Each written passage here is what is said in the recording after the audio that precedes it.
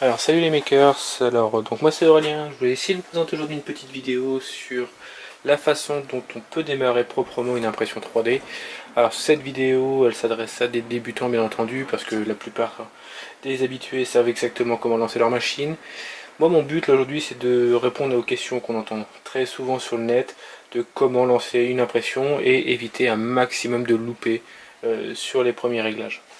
Alors là aujourd'hui je vais vous présenter comment moi je démarre une impression et comment j'essaye de le maîtriser. Alors bien entendu c'est pas la méthode miracle, c'est pas la meilleure peut-être, c'est celle que moi j'utilise et celle qui me satisfait dans la plupart de mes impressions. Ça prend beaucoup de temps, on va faire chauffer le plateau. Alors là je suis parti dans les menus un peu rapides, je vais y revenir, bouton central, je descends dans les menus et je vais sur extrudeur, flèche de droite, et puis j'ai bed temp qui est la température du bed, du plateau.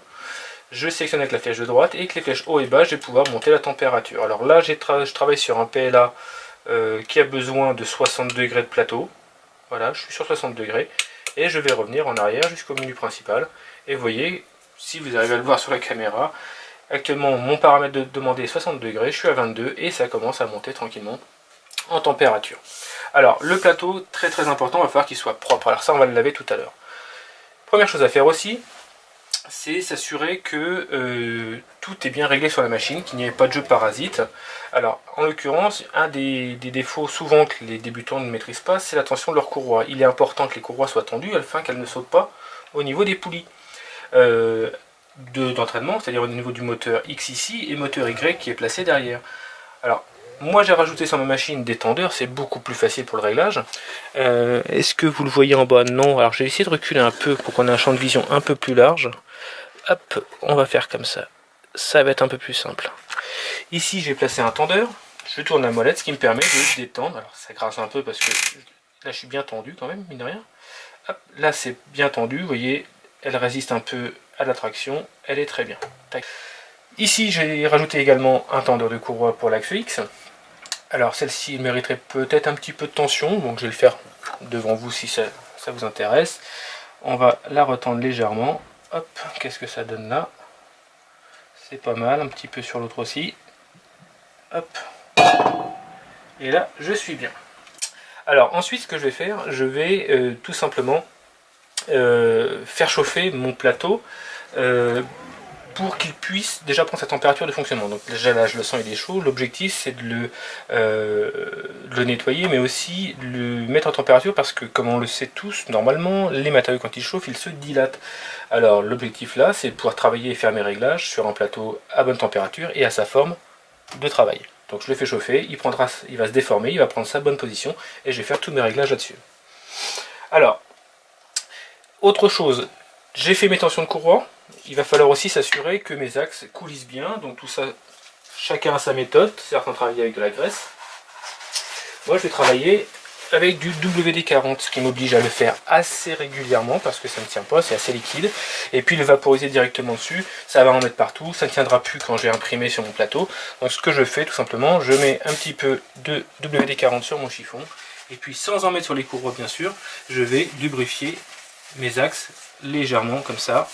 Et ça suffit largement, sachant que moi j'ai enlevé les roulements d'origine, mais j'ai monté des glissements Aigus. Pour ceux qui ne connaissent pas, allez voir, ça coûte pas très cher et ça enlève beaucoup de bruit et de tremblements parasites de la machine. Voilà, et à partir de là, et bien rien que maintenant, je le sens, ça glisse beaucoup mieux. Tout petit peu de gras, pas besoin de 2 tonnes. Je fais pareil pour l'axe des Y. Hop, un petit peu sur le papier et puis je vais lubrifier. Alors je le répète, hein, c'est ma méthode, c'est les produits que moi j'utilise. Ça marche pour moi. Est-ce que ça marchera pour vous? Je l'espère. C'est juste pour rassurer les débutants et leur donner une méthode s'ils ne savent pas comment faire. Voilà. Hop. Et c'est tout. Et là ça glisse super bien. Alors des paramètres qui se règlent à l'assemblage, ça va être l'alignement parfait de ces deux pièces là. Ça je ne peux pas vous le présenter là parce que ça se fait au montage de la machine, mais il faut vraiment s'assurer que ces deux pièces là soient bien parallèles. C'est pas très simple à vérifier. La meilleure méthode que j'ai trouvée pour les régler, c'est de dévisser ces deux parties filetées, hein, ces deux pièces filetées, les enlever et puis avoir après uniquement le glissement de l'ensemble de la tête.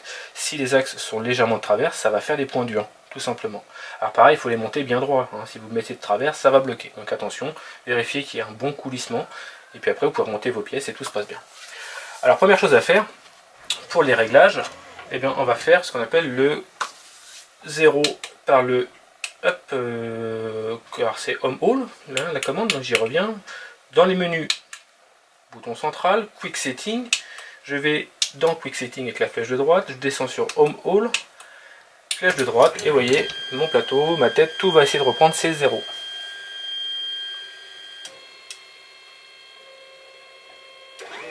Voilà, donc là, elle s'est mise en place. Pour l'instant, les moteurs tirent toujours, bloquent le mouvement. Donc, tant que je suis dans ce menu-là, je descends jusqu'en bas et je vais faire Disable Stepper. Je vais couper les moteurs, tout simplement. Tac. Et là, on entend que le bruit s'arrête sur les moteurs. Et là, je peux reprendre les mouvements de mon ensemble. Alors, l'objectif, là, tout de suite, ça va être de régler le niveau des aides. C'est-à-dire que cet axe-là, il peut se décaler dans le temps. Il suffit de changer l'épaisseur du plateau. Enfin, il peut y avoir tout un tas de réglages qui vous posent problème. Commençons par régler le Z, qui est un paramètre très important et qui va influencer énormément la qualité de l'impression. Alors ça, on va l'enlever. C'est encore peut-être dans le champ de la caméra. Alors le réglage du Z, vous avez vu ici, moi j'ai rajouté une pièce qui permet de régler plus facilement. C'est pas nécessaire, c'est plus confortable à l'utilisation. J'ai choisi celle-là, il y en a plein d'autres. Autrement, vous avez le réglage qui se fait tout au fond là-bas avec des vis d'origine sur la machine. Alors je vais prendre une petite chaise pour être assis confortablement et faire mes réglages. Et on va attaquer le réglage du Z. Alors comment je procède pour faire le réglage du Z? Tout simplement, j'amène ma tête au niveau de mon plateau et je vais décider d'un seul des points qui va être déjà mon point de référence pour mon Z. Alors, hop, vous voyez ici, je suis au plus proche. Alors on va essayer de s'approcher un petit peu de tout ça. Hop, on va essayer de recadrer. Voilà. Ici, je vais essayer de faire mon Z. Alors, premier truc que je vais faire, je vais déjà l'amener à l'œil. Dans les menus, vous avez position. On va dans position et on va pouvoir jouer avec un truc qui s'appelle Z Fast. Hop, je rentre dedans et avec les flèches haut et bas, je vais pouvoir faire monter violemment ma tête ou la faire descendre très rapidement. Ça, attention, si vous descendez trop vite, vous allez écraser votre tête sur le plateau, ça va forcer sur la mécanique, c'est pas bon du tout. Donc c'est bien pour faire un dégrossi de l'approche, mais après il faut être patient. Il faut y aller tout doucement et l'approcher au plus près. Alors ce que je vous conseille pour ne pas faire d'erreur, c'est tout simplement de desserrer votre switch de fin de course, l'interrupteur de fin de course, et de le laisser complètement libre. Attention, à partir de là, ne faites plus la commande Home parce que vous n'avez plus de vision, la machine n'a plus la vision de où s'arrête sa tête. Donc on va tout simplement démonter, moi je vais desserrer la vis de réglage de mon Z, hop, comme ça. C'est tout bête. Et puis je vais carrément hop, la virer. Là, j'ai plus du tout d'appui sur mon interrupteur. Et du coup, le système, si je lui demandais de faire comme Home, il irait emmener la tête jusqu'en bas et passera à travers le plateau. Donc là, attention. À partir de là, mon idée, elle est toute bête. Avec donc toujours ce menu position et Z. Allez, on se dépêche. Z Fast, ça permet d'approcher rapidement. Et puis le Z position tout court, et bien il va tout petit. Alors l'idée là, hop, j'essaie de la régler au plus proche. Alors on se met l'œil à l'axe du plateau pour voir. Après vous pouvez utiliser la fameuse technique du papier qui va déjà vous donner une bonne vision d'éloignement. Moi je place une petite feuille de papier dessous. Là vous voyez, elle est complètement écrasée. Je vais la remonter légèrement. Hop, c'est en train de libérer tranquillement. Alors ça va tout doucement. Voilà, je viens de faire 0,1 mm de montée. Hop, et là ça frotte toujours. Et là ça frotte plus. Donc là je suis trop loin. Je vais redescendre un petit peu. Hop, allez. Ça se rapproche. Je sens que ça commence à attraper le papier. Et voilà, là je l'ai. Une fois que vous avez fait ça, un peu votre papier bien sûr, et là l'idée c'est de descendre gentiment votre switch, ou vous le calez avec le système d'origine, vous l'amenez jusqu'à entendre l'interrupteur faire clic, tout simplement.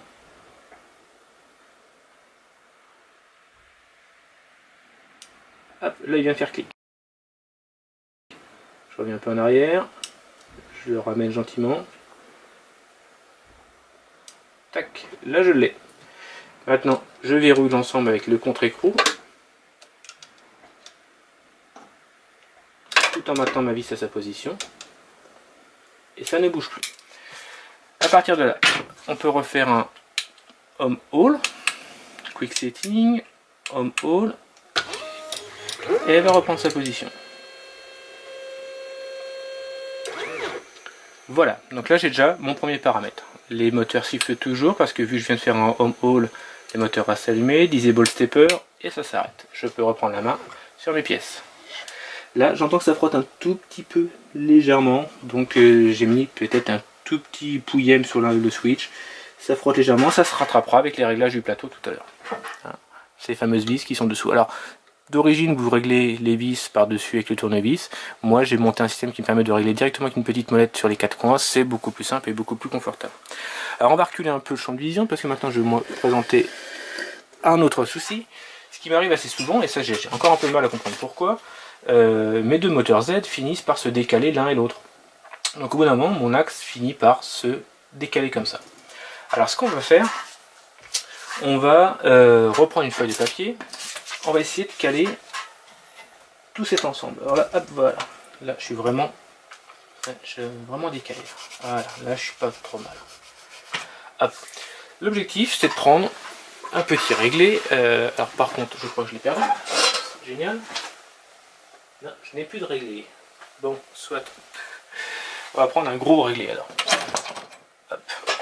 L'idée, c'est de s'assurer que la hauteur qui est là et là est exactement la même pour avoir un mouvement le plus rectiligne possible de l'ensemble de la tête.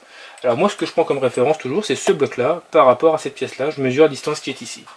Alors, je me mets comme ça et actuellement, j'ai 6,7. De l'autre côté, est-ce que j'ai pareil? Eh bien, j'ai exactement pareil. Si ce n'était pas le cas, eh bien, tout simplement, une fois que mon home all a été fait, je vais prendre le moteur de droite, moi, hein, pour éviter de me décaler par rapport à mon axe Z, et je vais recaler celui de droite par rapport à celui de gauche. Celui-ci sera toujours la référence par rapport à son switch. Et ici à droite, je ferai la correction en tournant le moteur gentiment, en m'assurant bien sûr que les moteurs sont débrayés. Actuellement, je suis de niveau, pas de souci. Je vais pouvoir régler mon plateau, et ensuite, je devrais être pas loin du début de l'impression. Alors avant toute chose, parce que je vais intervenir encore sur mon plateau, je vais finir de travailler dessus parce que je vais peut-être le dérégler pendant que je vais le nettoyer tout simplement. Alors moi ma méthode, elle est toute bête. Je prends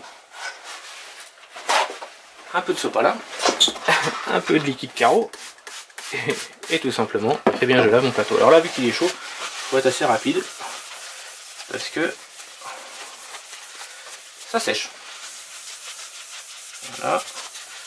N'hésitez pas, hop, ça c'est les petites cales qui sont bons. Hop, on y retourne. Hop, voilà. Alors pendant que je le vois, hein, je vous le dis, hein, donc mon imprimante a subi des modifs, ça n'empêche que cette méthode sera toujours la même. Voilà. Alors pour l'instant ça prend un peu de temps, parce que je prends le temps de vous expliquer, mais ça peut aller très très vite tout ça. Quand on commence à maîtriser, c'est pas mal. Voilà. Je vais remettre mes petites pinces que j'avais mis pour être sûr que mon plateau en verre ne bougera pas. J'en mets une devant, une derrière, ça évite d'être trop dans le chemin de la buse d'impression. Je peux soit laisser comme ça, avec un verre poncé, eh bien on n'est pas trop mal, ça tient déjà plutôt bien. Surtout que vous allez voir que mon impression elle démarre avec une bordure qui améliore encore l'adhérence. J'ai pour habitude, c'est un réflexe, j'ai pas encore trop travaillé sur cette approche là, mais j'ai pour habitude de rajouter de la laque. Alors c'est de la laque premier prix qui vient de chez Lidl, ça vaut pas très cher, ça marche plutôt pas mal. Hein, laque forte et c'est très bien. D'autres personnes vont coller de la colle UHU sur le bed. Moi comment je procède? La laque ça marche plutôt bien. Alors hop, je mets une couche comme ça et je laisse sécher. On se fait l'impression parce que ça s'est décollé, il n'y a rien de plus rageant. Et bon, on va pas hésiter à en mettre une petite couche. Et voilà. Mon plateau est maintenant, une fois que ça va être bien sec, et bientôt prêt. Donc je résume, on a réglé les courroies, on a graissé les axes, on a réglé le Z, on a réglé l'axe Z sur les deux tiges. On a nettoyé notre plateau, on a également mis de quoi adhérer. Maintenant, on va peaufiner les réglages de la buse par rapport à l'alignement du plateau. Alors en plus, vu que je viens de toucher un peu de partout, obligatoirement, il est déréglé. Alors je vais me replacer là. Alors au pire, dans le doute, on peut même refaire un home haul, s'assurer qu'on est bien tout à zéro, j'ai tout touché de partout. Voilà, hop, je redébraye mes moteurs et je vais pouvoir caler. Alors cette étape-là, c'est peut-être ce qui est le plus important dans l'impression, c'est s'assurer qu'on est à la bonne hauteur. Si on n'est pas assez haut, le plastique ne va pas être écrasé assez fort sur le plateau. Les couches, les différents traits vont être légèrement écartés et il n'y aura pas d'adhérence entre chaque fil posé sur le plateau. Donc l'idée c'est de bien les écraser pour qu'ils deviennent légèrement plus plats, qu'ils se touchent et qu'ils se collent. Hein, très important. Par contre, si vous mettez trop près du plateau, ce qui va se passer c'est que la buse va essayer de faire sortir le PLA ou l'ABS, ça n'arrivera pas à sortir, et puis votre moteur d'extrudeur qui pousse ce filament va résister, forcer, et puis finalement il va sauter, il n'arrive pas à entraîner tellement ça bouche à la sortie. Donc ça c'est très important de gérer la hauteur de ma buse. Assez près pour écraser mon filament, pas trop pour laisser le plastique sortir. C'est le paramètre peut-être le plus compliqué dans les réglages. Donc là voilà, je vais régler mon plateau correctement. Alors petit souci quand on règle un plateau qui est complètement déréglé comme je viens de le faire là, c'est que quand je touche un coin, ça dérègle un peu les autres. Donc on va peut-être y revenir 2-3 fois, c'est pas trop grave. Hop. Alors vous voyez, mon papier il gratte légèrement, moi ça me va bien. Hop. Ma première couche est à... voilà. Là c'est vraiment pas assez, ça frotte de trop. Hop. Encore un peu. Voilà, on va prendre l'autre, là ça frotte beaucoup aussi.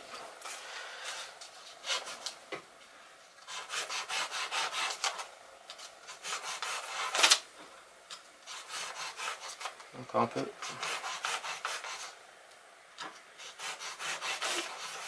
Là on est pas mal. On peut revérifier parce que du coup, quand on touche un coin, ça décale de l'autre côté. Hein, tout l'ensemble se met à bouger.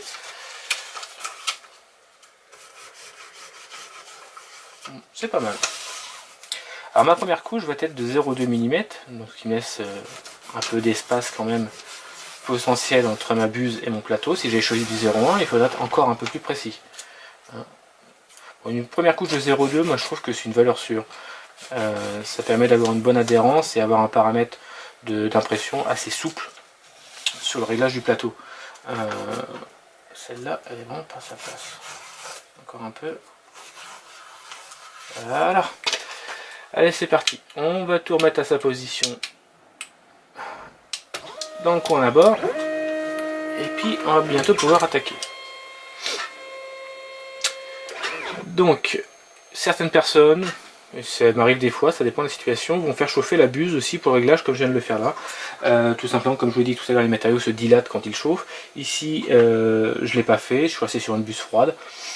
Bon, quoi dire, je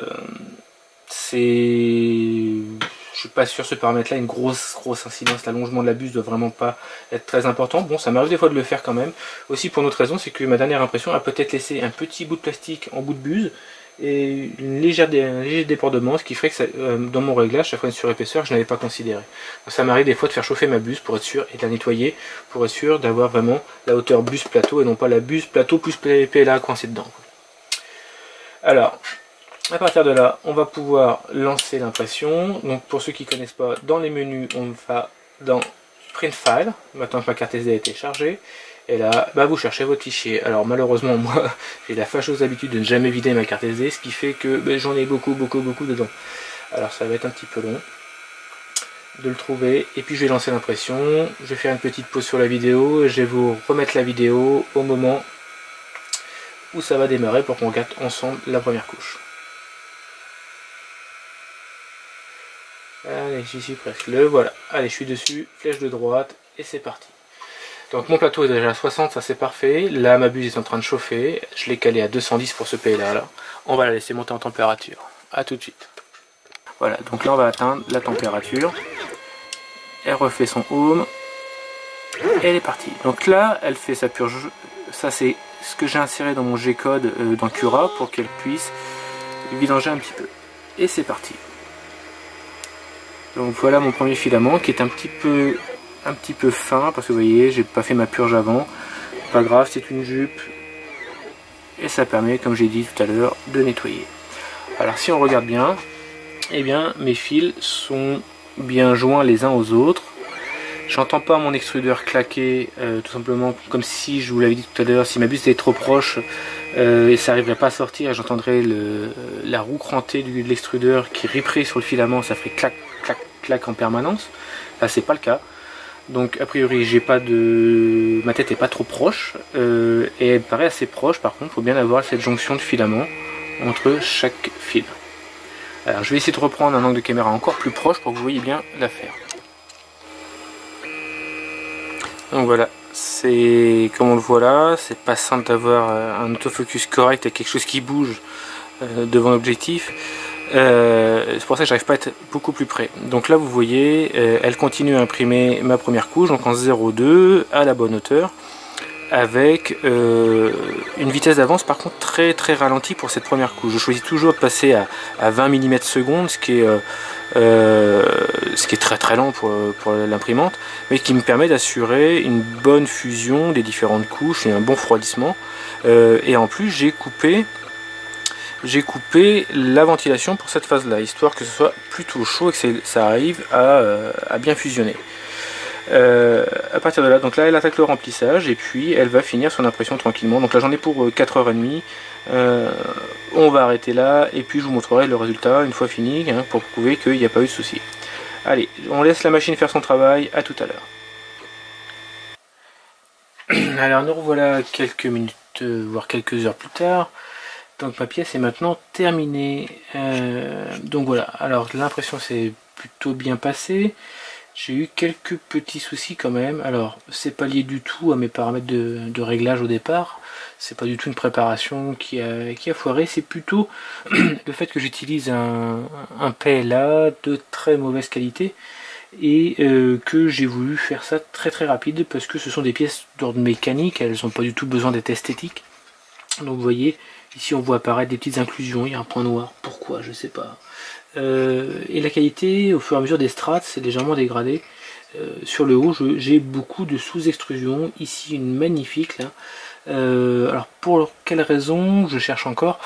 J'aurais tendance à penser que ma buse s'est bouchée petit à petit, parce que mon extrudeur, au fur et à mesure des strates, s'est mis à claquer. Et plus j'arrivais vers le haut, plus il claquait de façon périodique. Donc tout laisse à penser que ma buse s'est bouchée. Alors ça c'est pas quelque chose de trop grave. Je vais tenter la déboucher et puis on verra si elle peut vivre encore comme ça. Sans quoi, je vais pas me prendre la tête pendant 3 jours. Je vais la changer vu le prix que ça coûte. C'est juste un petit peu embêtant de le changer.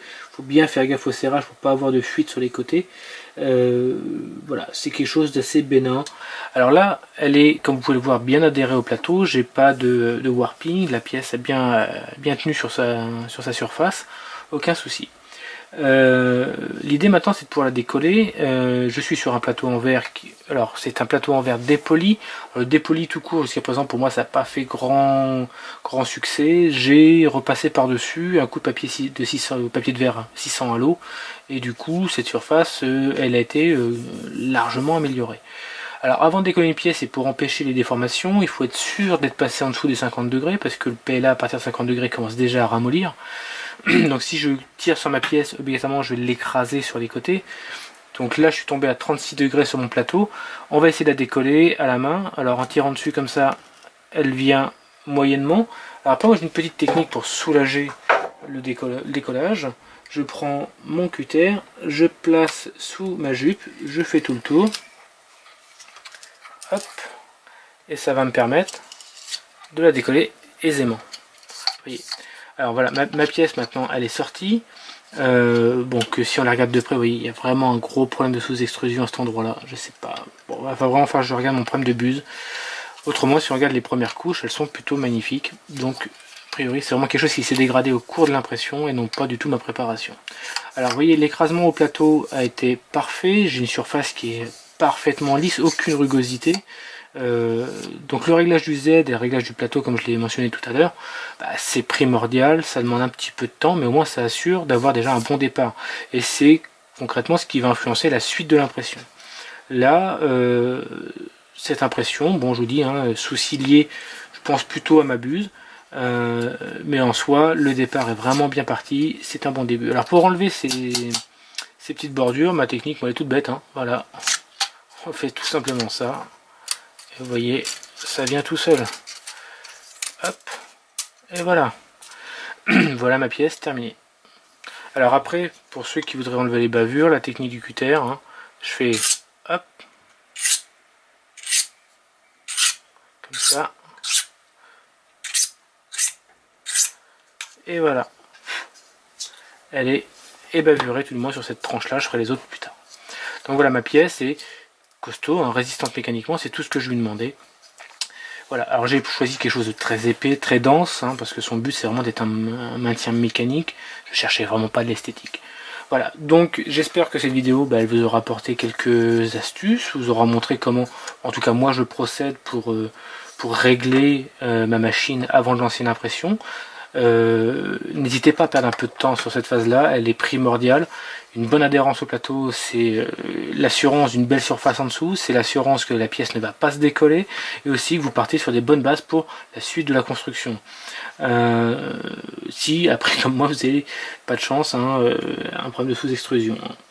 Alors j'y pense aussi, il faut voir que j'ai boosté un peu ma machine en vitesse d'impression, ne voulant pas chercher une grosse qualité en tant que résultat. Je suis monté là ce coup-ci à 90 mm/s, ce qui est plutôt élevé pour une Anetta 8 qui n'est pas trop renforcée dans sa structure. Du coup voilà, c'est mon résultat, c'est ce que j'espérais et ça me va très bien. Donc j'espère que ça va vous apporter des informations, des méthodes. N'hésitez pas à commenter et si j'ai le temps de les consulter, j'apporterai mes réponses à vos questions. Allez, bon courage les printers.